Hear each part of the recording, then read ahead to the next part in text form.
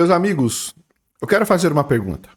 É possível ter certeza da nossa salvação? Eu posso afirmar categoricamente que eu sou salvo em Cristo Jesus? Você pode fazer essa afirmação? Se sim, baseado em que você pode afirmar isso? Uma vez que a Bíblia diz que muitos naquele dia irão dizer: Senhor, Senhor, em teu nome não profetizamos, não expulsamos demônios, não fizemos milagres, maravilhas. Então, essas pessoas, segundo Jesus fala, ouvirão as seguintes palavras: apartai-vos de mim, malditos, porque eu não vos conheço. Que palavras duras, não é? Imagina você ouvir essas palavras. Não queremos nem imaginar, não é mesmo? Mas, voltando aqui para a nossa temática, o que nos garante que somos salvos? Seriam os nossos sentimentos? Eu posso dizer que eu sou salvo porque o meu coração sente que eu sou salvo? A Bíblia diz que o nosso coração é enganoso. Então, baseado em que podemos dizer, afirmar que somos salvos? E já respondendo essa questão de antemão, nós devemos entender que a Bíblia nos ensina que o crente, o cristão, pode sim ter certeza da sua salvação. Mas a base, as evidências, os sinais estão contidos na palavra de Deus. E cabe uma pergunta para nós então, à luz daquilo que estamos vendo aqui. Como eu posso ter certeza da minha salvação? Quais são os sinais, as evidências sólidas contidas na palavra de Deus que me dão base para eu dizer: eu sou salvo em Cristo Jesus, baseado nisso que está escrito? É isso que tentaremos ver hoje, à luz da palavra de Deus, no nosso canal. O foco é o texto. Mas se você ainda não é inscrito, inscreva-se aí, deixe o seu like, o seu comentário, ajude esse canal a crescer, a ser divulgado. Estamos um pouco aí parados desses últimos dias devido a alguns probleminhas técnicos, mas se Deus quiser, vamos aí voltar com os conteúdos, postando vídeos relevantes e edificantes para a nossa fé e o nosso crescimento espiritual.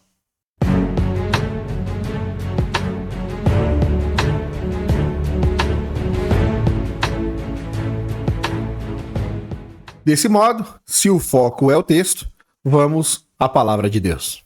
Em Marcos capítulo 5, do verso 1 ao 20, assim diz a palavra de Deus. Entre mentes chegaram à outra margem do mar, a terra dos Gerazenos. Ao desembarcar, logo veio dos sepulcros ao seu encontro um homem possesso de espírito imundo, o qual vivia nos sepulcros e nem mesmo com cadeias alguém podia prendê-lo. Porque tendo sido muitas vezes preso com grilhões e cadeias, as cadeias foram quebradas por ele e os grilhões despedaçados. E ninguém podia subjugá-lo. Andava sempre de noite e de dia, clamando por entre os sepulcros e pelos montes, ferindo-se com pedras. Quando de longe viu Jesus, correu e o adorou, exclamando com alta voz: Que tenho eu contigo, Jesus, Filho do Deus Altíssimo? Conjuro-te por Deus que não me atormentes. Porque Jesus lhe dissera: espírito imundo, sai desse homem. E perguntou-lhe: qual é o teu nome? Respondeu ele: Legião é o meu nome, porque somos muitos. E rogou-lhe encarecidamente que os não mandasse para fora do país. Ora, pastava ali pelo monte uma grande manada de porcos. E os espíritos imundos rogaram a Jesus, dizendo: manda-nos para os porcos, para que entremos neles. Jesus o permitiu. Então, saindo os espíritos imundos, entraram nos porcos, e a manada, que era cerca de 2.000, precipitou-se despenhadeiro abaixo, para dentro do mar, onde se afogaram. Os porqueiros fugiram e anunciaram na cidade e pelos campos. Então saiu o povo para ver o que sucedera. Veja, até este momento nós estamos tendo aqui a instrução de Marcos, da história, em que o endemoniado, esse homem, o gadareno, era indomável, era um homem que, humanamente falando, era impossível detê-lo, contê-lo. Era um homem que vivia preso, com cadeias, correntes, e quebrava essas correntes. Ou seja, a sociedade mesmo não conseguia pará-lo. Agora Marcos vai mudar um pouco o cenário e vai mostrar que após esse homem ter o encontro com Cristo, como vocês viram, Jesus expulsa aqueles demônios, aquela legião. Agora Marcos vai se concentrar em dizer e nos mostrar, inspirado por Deus, qual é a atitude desse homem, o comportamento desse homem, os sinais que esse homem demonstra após ser transformado por Cristo. E é com base nesses 5 últimos versos, nesses versículos, que iremos ver as nossas 3 evidências de uma verdadeira conversão. Vamos lá? A primeira evidência, claramente mostrada nesse texto aqui, é que uma pessoa verdadeiramente convertida é evidenciado pela transformação feita por Cristo ou realizada por Cristo. Cristo transforma essa pessoa. O evangelho de Cristo é transformador, não é? Quando nós temos contato, uma vez que não tínhamos acesso aos benefícios da graça, quando os nossos olhos são abertos, quando o nosso coração é alcançado, há uma evidente transformação feita por Deus. Olha comigo o verso 15, como é escrito aqui.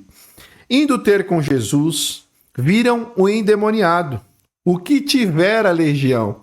Veja que Marcos agora está dizendo que tivera, ou seja, no passado, aquele que era o endemoniado, que tivera legião.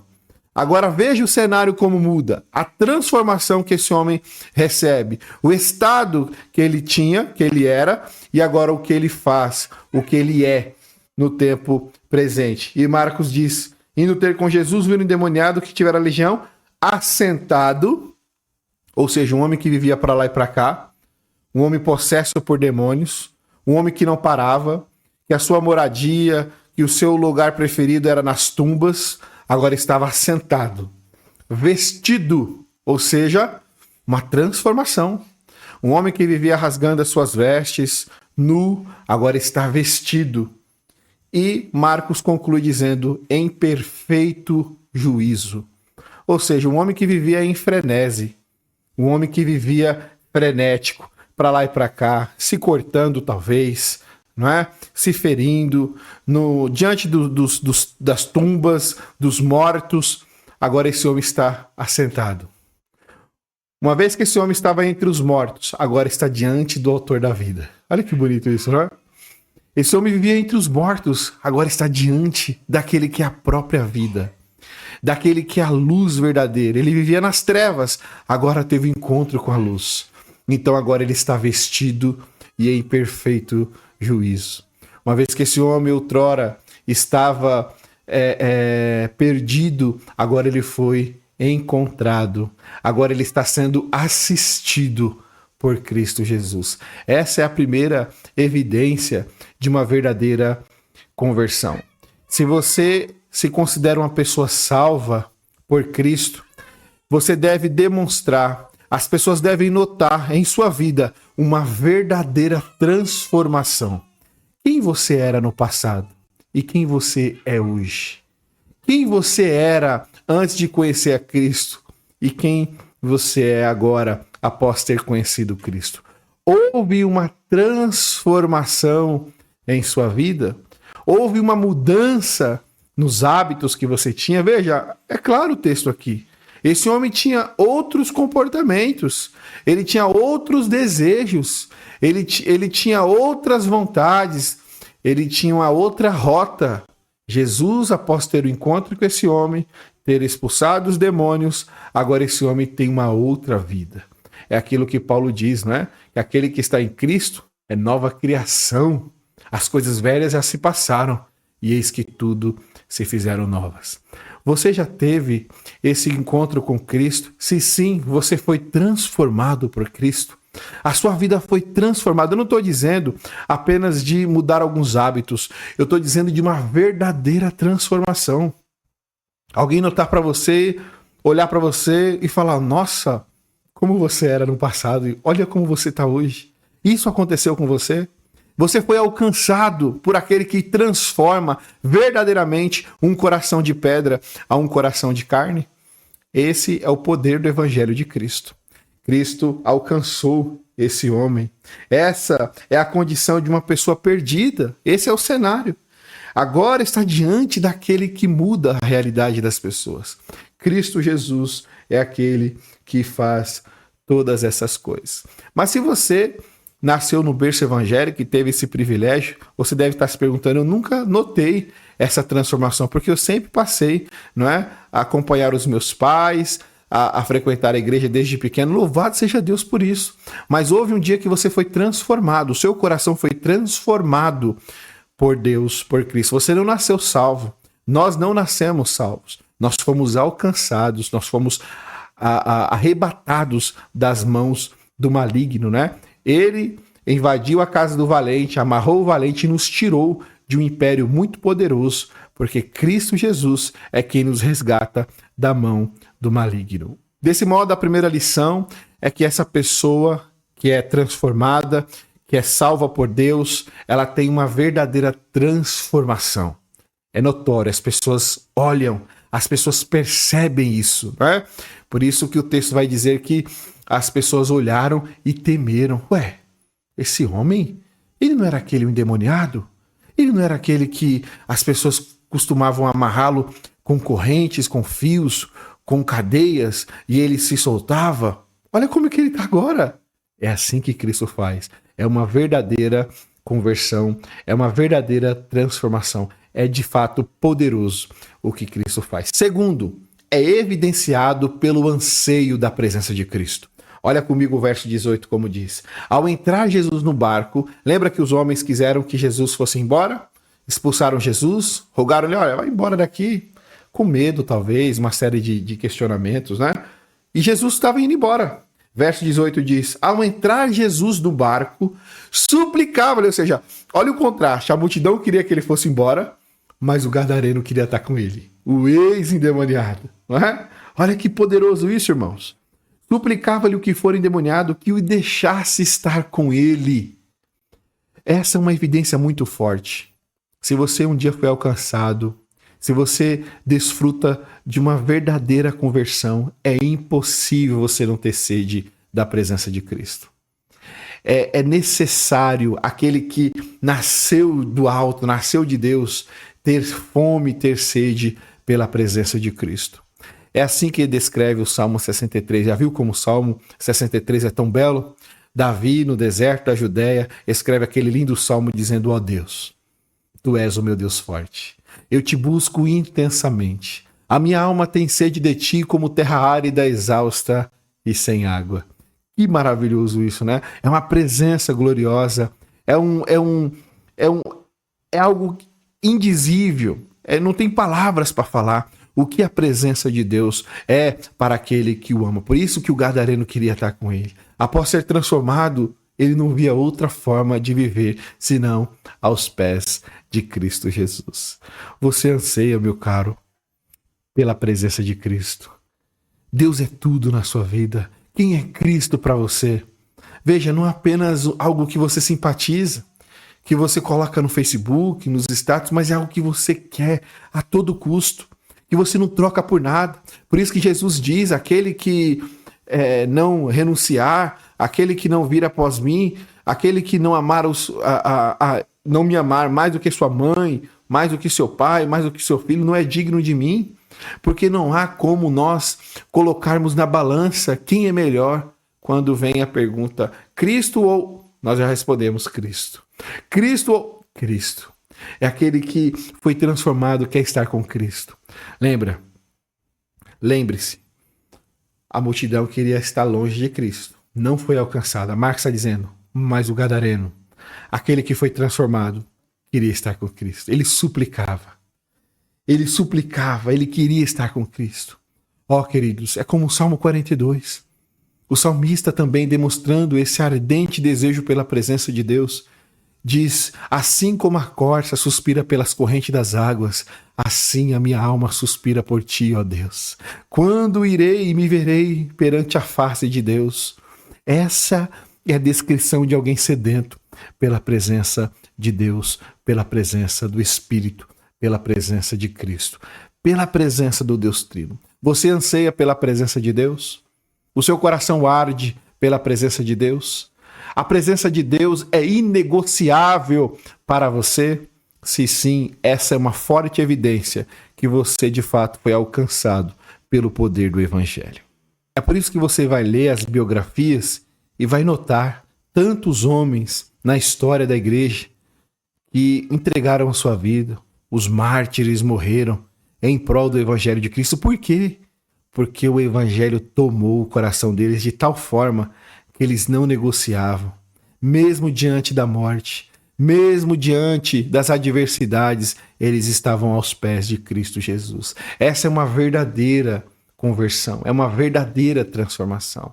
Uma verdadeira conversão não abandona Cristo por qualquer motivo, não abandona Cristo em qualquer naufrágio da vida, em qualquer deserto. Não. Aquele que nos salvou nos guarda até o fim. Essa é uma doutrina maravilhosa que se chama a preservação daqueles que Deus salva. Deus preserva essas pessoas, o que culmina certamente na perseverança dos santos, que é uma outra doutrina também dada aos servos de Deus alcançados por Cristo Jesus. E por fim, meus queridos, eu quero terminar na terceira evidência. A terceira evidência, uma pessoa que realmente desfruta, passou por uma verdadeira conversão, é evidenciado pela obediência a Cristo. Olha comigo o verso 19. Lembra que ele fez um pedido? Eu quero estar com o Senhor, Jesus. Minha vida não faz mais sentido. Eu preciso do Senhor. Olha quem eu era, agora quem eu sou. Eu não posso estar longe do Senhor. Veja o que Jesus responde a esse homem. Vamos ver, será que Jesus deixou esse homem ir com ele? Verso 19 nos diz: Jesus, porém, não lhe o permitiu. Que? Não lhe permitiu, mas ordenou-lhe: vai para a tua casa, para os teus. Anuncia-lhes tudo o que o Senhor te fez e como teve compaixão de ti. Ou seja, ele estava dizendo: você realmente me ama? Você realmente quer ser grato a mim, a Deus? Vai para a sua casa, anuncia-lhe tudo o que o Senhor te fez e como teve compaixão de você. Como você foi alcançado, anuncia para as pessoas. É uma ordem que Jesus está dando àquele homem. É um mandamento. Mas será que uma pessoa verdadeiramente convertida tem o desejo de cumprir os mandamentos de Deus, de obedecer a palavra de Deus? Vamos ver aqui o que aconteceu então no verso 20. Diz: então ele foi, obedeceu, e começou a proclamar em Decápolis. A palavra Decápolis aqui significa deca, que em grego significa 10, polis, cidade. Ou seja, o homem virou um missionário. Um homem que era endemoniado, que vivia para lá e para cá, que vivia vagando, agora está transformado por Cristo e evangelizando, falando do amor de Cristo. E aqui diz, começou a proclamar em Decápolis tudo o que Jesus lhe fizera, e todos se admiravam. Uma pessoa que ama Cristo nessa terceira evidência, uma pessoa que quer obedecer os seus mandamentos. Jesus Cristo mesmo diz: aquele que me ama e tem os meus mandamentos e os guardam, esse é o que me ama. Aquele que ama Cristo é aquele que tem vontade de fazer a vontade de Cristo, porque é guiado pelo Espírito, e o Espírito aponta para Cristo. Cabe aqui uma pergunta a você, meu caro. Você foi, primeiro, transformado por Cristo? Você tem agora o desejo pela presença de Cristo? É tudo na sua vida? Você não tem Cristo, não tem a Bíblia apenas para você se dar bem em alguns aspectos, apenas para você mostrar às pessoas que você agora mudou. Não, é uma sede poderosa que um crente desfruta, tem pela presença de Cristo. Nada pode substituir, pode preencher o coração de um crente, senão a gloriosa presença de Cristo. E por fim, a obediência à palavra do Senhor. Você obedece à palavra de Deus? Você tem sede em obedecer? É claro que na totalidade nós não conseguimos cumprir os mandamentos do Senhor. Aliás, foi por isso que Cristo veio ao mundo, né? Mas o crente, ele tem prazer na lei do Senhor, assim como o salmista diz: eu tenho prazer na lei do Senhor, e na sua lei eu medito de dia e de noite, não é? Ele tem prazer em obedecer os mandamentos do Senhor. Isso aconteceu com você?